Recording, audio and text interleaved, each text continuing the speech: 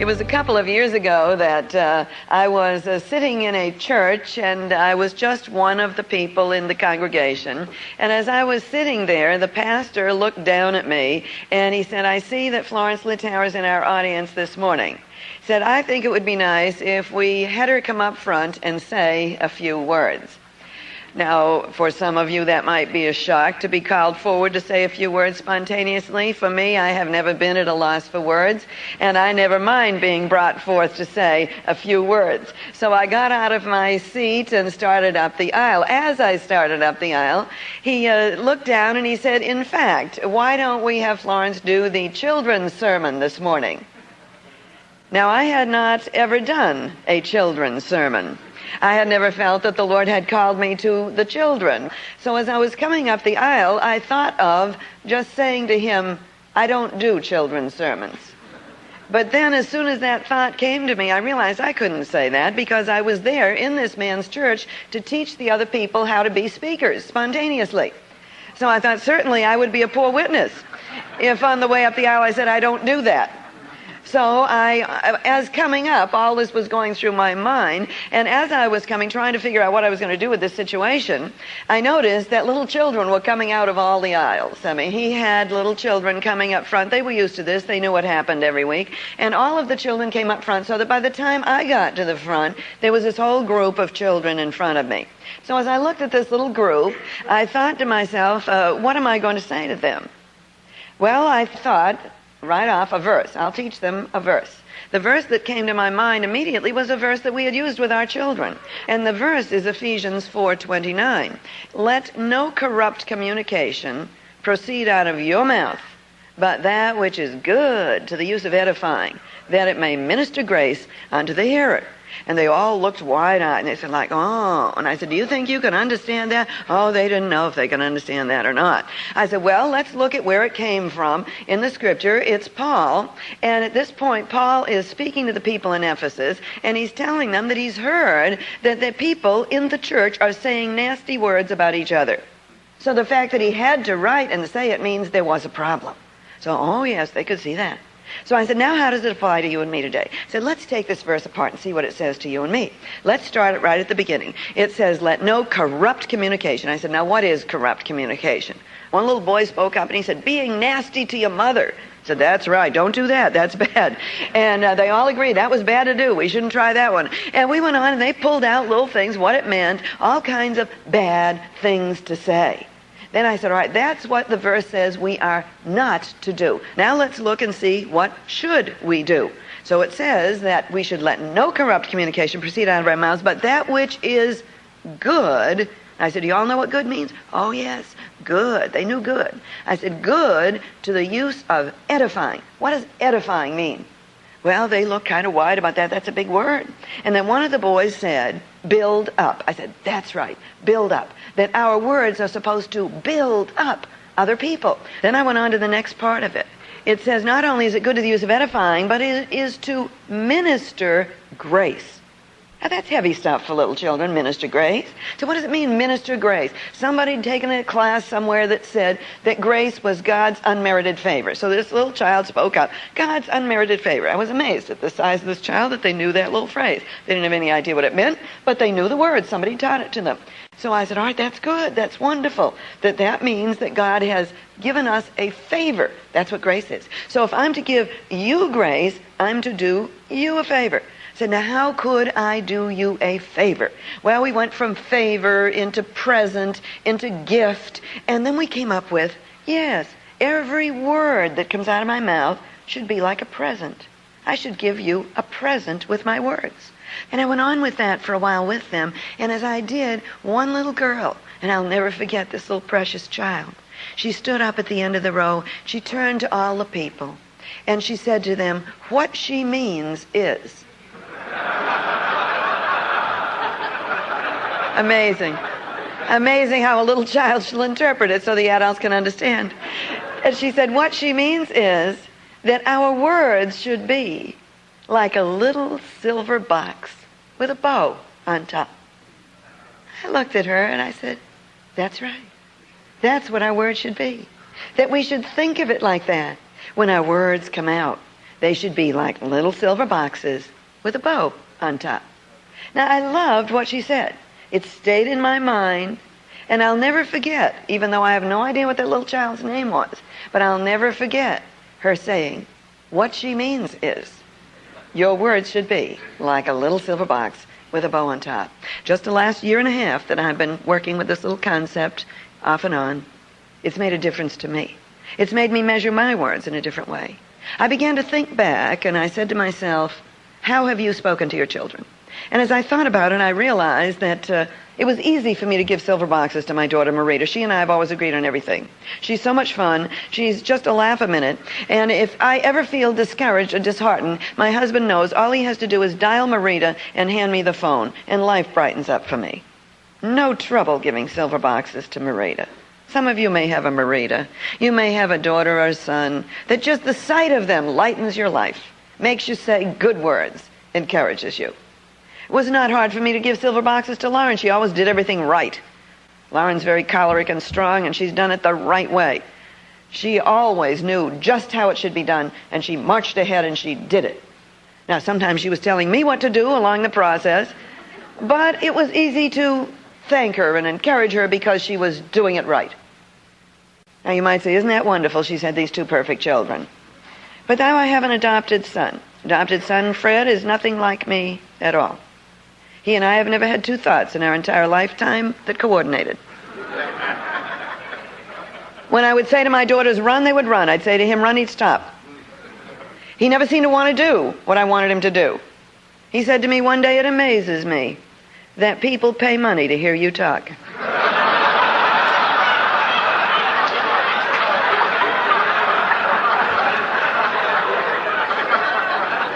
That is not a silver box. And I began to think about what had I said to him.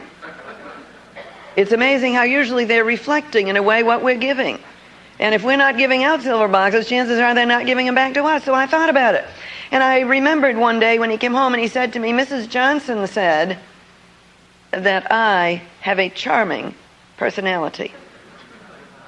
Now, I don't know what you parents would have said, but before I even had a hesitation for a moment, I shot out with the comment, I'd sure like to see some of that charm around here. Now, when you put that in the context of the silver box, Mrs. Johnson had given Fred a silver box. And what had I done? I'd taken it away. I'd thrown away the silver box. It was gone. I'd wiped out everything Mrs. Johnson had said. I, as the mother, had taken away the praise he'd received. I looked back at my childhood and I wondered, where did I get the affirmation? How did I go from being a child in 3 rooms behind a store without a ghost of a chance to amount to anything, remembering the lady that looked at my 2 brothers and me during the Depression as we stood in the store, and as she looked at us, she said to my mother, it's a shame there's no hope for those children because they appear so bright. Now, that wasn't a silver box. But it was truth at the time. There was no money. There was no hope. And I remembered that, and I remembered saying to myself when I heard that lady, and I can picture her today and where she stood and what she looked like. I remember those words that knocked my blocks down. And I remember them, and I remember saying to myself, Florence, you'll show that lady. And I worked to get there, but I thought, how did you do it? Who encouraged you? And as soon as I began to think about it, as you might begin to think about your childhood, I realized that even though my mother never gave me a lot of affirmation, and when I asked her why she didn't compliment me, she said, you never know when you're going to have to eat your words. Mother was always afraid she'd have to eat a few words. She felt it's better not to say any than to have to eat them. So I thought about it. Well, where did I get my affirmation? And I realized I had a father who was affirming. I had a father who was constantly giving us positive words, who was positive every single day, who was lifting people up, who during the Depression in our little store, people would come to our store just to hear my father's encouraging words. I remember back to my senior year in college, and I came home at Christmas vacation, and my father, who was 72 at that time, he was 20 years older than my mother, and as I came home, he said to me one day, right after Christmas, Florence, come in the back room, I want to show you something. So I went into the back room with him. He never took me there. He never left out of the store. And we went back into this little tiny den, which was the only little haven we had, a little den with 2 pieces of furniture, a piano on one wall, and a couch on the other that opened up. And when you opened it up, you could sit on the end of the couch and play the piano. That's the size of the room. So here it was, you had wall-to-wall bed. And we went in there that day, and my father reached behind that piano. You know those upright pianos that have all the little holes in them? My father reached behind the piano, brought out this little box, little cigar box, and he opened it up. And I looked at it, and I said, "What's that?" He said, "It's a box that I had, and I hid it away." And he said, "Somehow today I felt like showing you this box." And I looked in there, because I was a curious person. If I'd known there was a box tucked away, I would have been looking at it. But I didn't know it was there. And he showed it to me. It was full of clippings. And I looked in there. They were newspaper clippings. And I said, "What are these?" He said, "These are articles that I've written." I said, "You can write?" You see, my mother had always told me, "Your father didn't have any education. You've got to get education so you can do better than your father." My mother had fed me words like that. So when my father said he'd written something, I was dumbfounded. I didn't know my father was very bright. And I looked at him, I said, "You wrote these things?" He said, "Yes." I said, "Why didn't you tell me you could write?" It was almost like I deserved to know I had a smart father. Why hadn't he told me before? And I said, "Why didn't you tell me that?" And he said, "Because your mother always said, because you don't have an education, you shouldn't try to write. What if you tried and it wasn't any good? We'd all be humiliated." My mother was always afraid we'd be humiliated. So she never encouraged us to do anything, to take any risks or any chances. So my father, he said, I knew I could write. He said, I knew inside of me there was an ability to write. So he said, I would write when your mother was out, and I would write, and I would send it into newspapers, and I'd watch the newspaper until it came out, and then I'd cut it out, and I'd put them all in this box. And he said, somehow today, I wanted to give you the box. And I took that box, and I looked through it. I couldn't believe all these things my father had written. Important things. And as I got to the bottom, there was a letter in there from the United States Senate. I always have been interested in politics. I've always been interested in personalities. And it was from Henry Cabot Lodge, Sr. And I opened up this letter, and it was to my father. And I said, "What did Henry Cabot Lodge write you for?"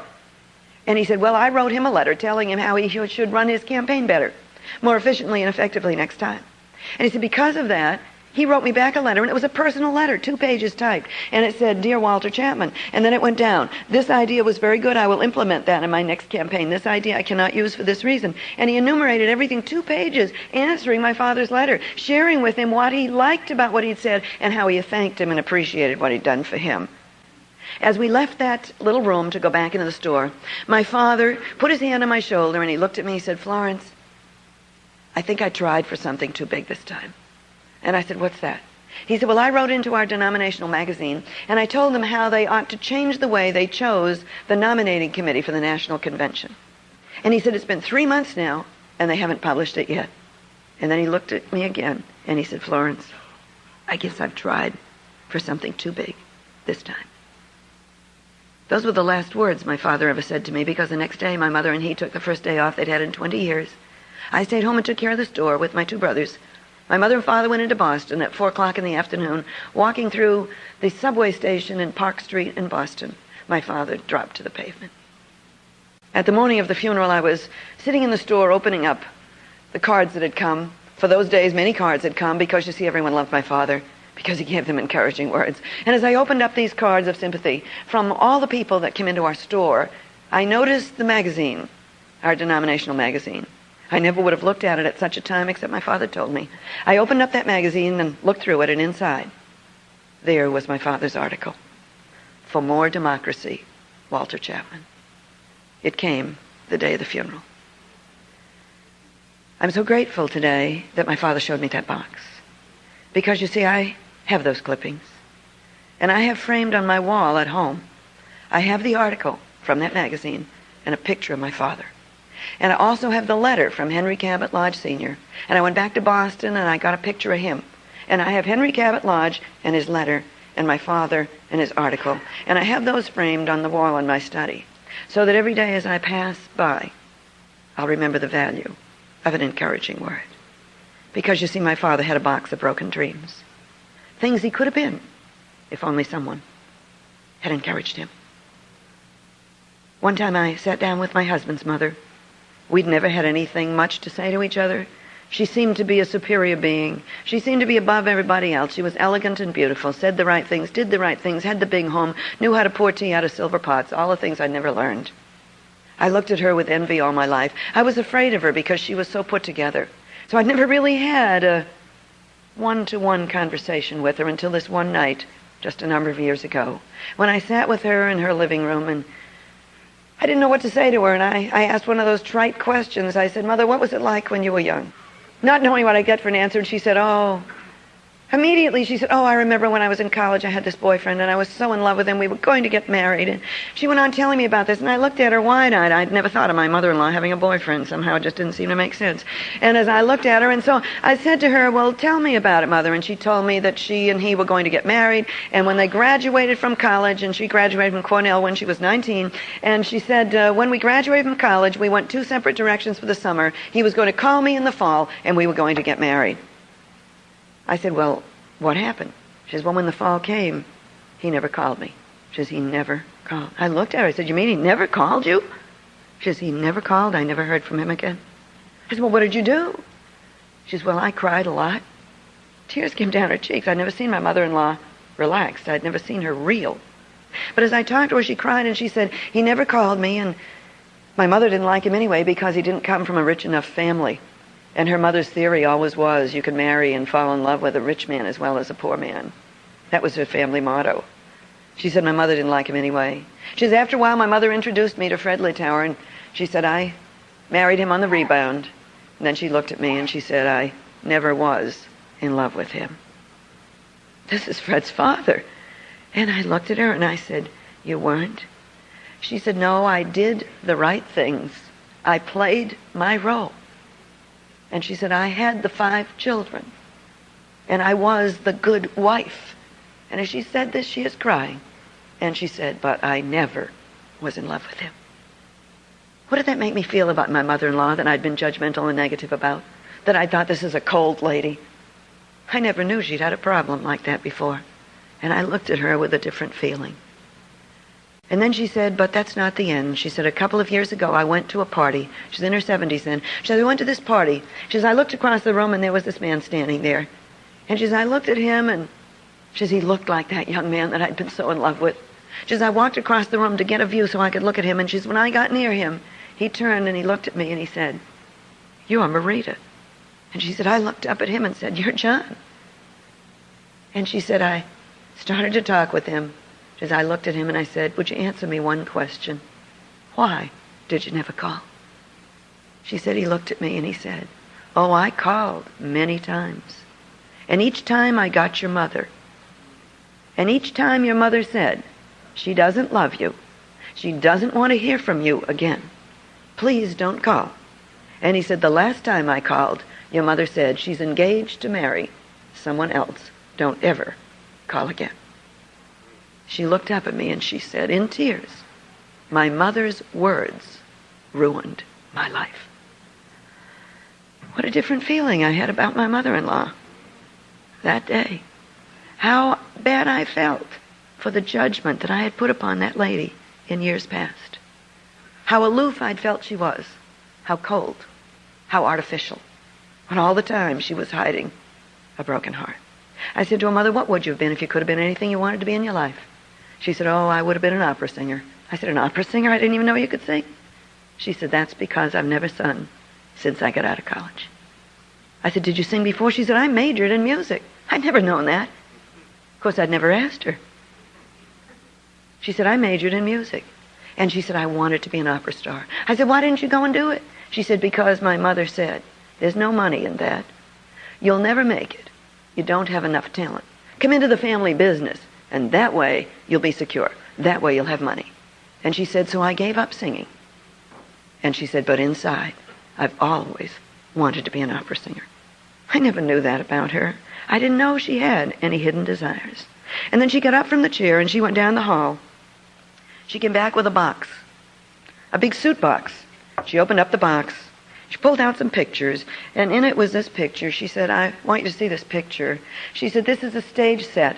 She said, because I want you to know that I did once have the lead in an opera. She says, it was my senior year in college. She says, here I am, right here in the center. She said, I'm that one in the wing chair.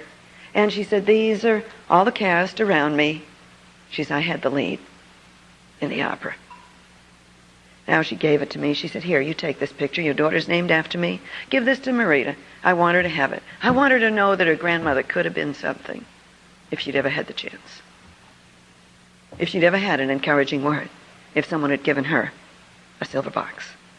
Oliver Wendell Holmes once said, "Many of us die with the music still in us." Fred's mother died with the music still in her. My father died with the music still in him. Each one of them had a box of broken dreams, a box of clippings, a box of pictures, memories of what they'd done that no one knew about, that had never become fulfilled. Both of them died with the music still in them. During Fred's mother's latter years, when Fred and I went to visit her, her mind had totally left her. She could not communicate. She couldn't say a word. We had no idea whether she could hear what we were saying or not, whether she understood anything. She was unable to articulate a word. I asked the nurse one day when I was down visiting her in Miami, here in Florida, and I said, "Does Mother ever talk?" She said, "No, she never says a word." And then she looked at me, she said, "But that's the strangest thing, that every once in a while she'll stand up and she'll sing opera." Oh, isn't it amazing what's still in our minds? Many times our minds have forgotten what our heart still remembers. Her heart still wanted to be an opera singer. And the last night before she died, she stood up at the dinner table, and the nurse told us that she stood there and she sang opera. And she said when she'd finished, I clapped for her, and she held her hands, and she bowed, and she bowed. You see, the opera was still in her. And she said when I went in the next morning, she was asleep with her hands like this and a smile on her face. She died with the music still in her. In the Song of Solomon it says, yes, the winter is past. The rains are over and done. The flowers appear on the earth. The season of singing has come. Is there someone at home waiting for you to give them a season of singing? Is there someone there who is just waiting for a silver box, who's waiting for a word of encouragement from you? Yes, there may be somebody you know who has a song waiting to be sung, perhaps who has a race waiting to be run, maybe a piece waiting to be played, perhaps a scene waiting to be staged, a tale waiting to be told, or a book waiting to be sold, a rhyme waiting to be read, or a speech waiting to be said. If you know such a person, don't let them die with the music still in.